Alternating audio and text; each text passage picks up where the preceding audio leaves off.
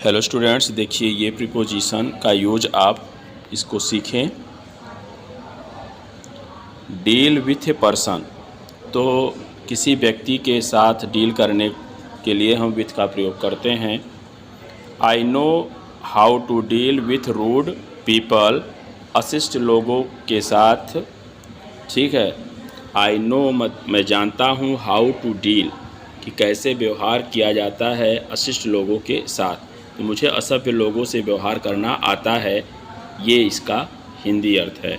Defend from, defend के साथ from का जो सेंटेंस है उसको आप देखें कि द लॉयर, देखिए लिखा है द लॉयर डिफेंडेड हिम, मतलब उस वकील ने उसे बचाया। फ्रॉम ऑल ब्लेम, सारे दोषों से। ठीक है, तो सभी आरोपों से उसे बचाया।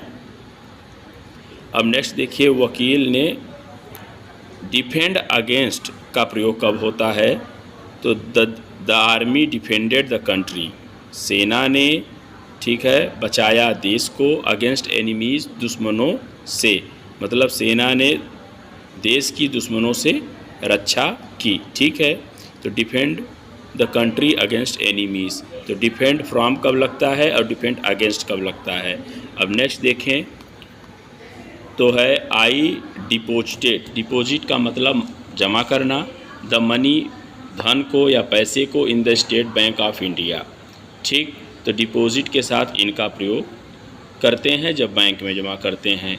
और डिपॉजिट विथ कब होता है, तो जब हम किसी अपने वकील के पास जमा करते हैं पैसे को, तो ही डिपॉजिटेड, पैसे को या कोई डॉक्यूमेंट्स को भी।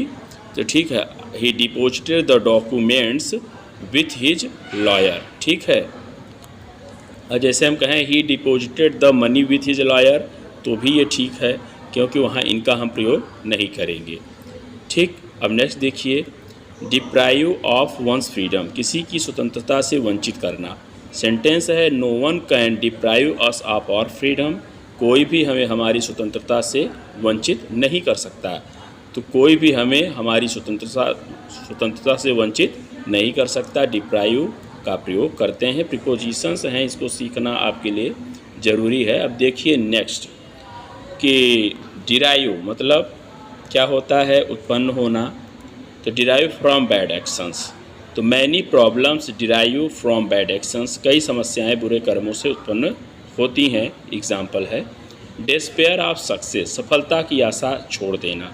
ठीक है, तो नेवर डिस्पेयर ऑफ सक्सेस, सफलता की आशा कभी मत छोड़ो, इस प्रकार से हम इसका यूज करते हैं डिस्पेयर ऑफ का। डिफर विथ अपर्सन होता है, तो इस पर सेंटेंस है आई differ with my friend on this issue, इस मुद्दे पर मैं अपने दोस्त से भिन्न हूँ। ठीक है, तो मतलब अब इस प्रकार से भी कहें कि इस मुद्दे पर मेरा अपने मित्र से मतभेद है, आई डिफर विथ माई फ्रेंड। ठीक, अगर वस्तु से होता है तो फ्रॉम का प्रयोग होता है। सेंटेंस है this book differs from that one, यह किताब उस किताब से भिन्न है। इसी प्रकार से 10-10 प्रीपोजिशंस आपको मिलते रहेंगे, आप तैयार करें।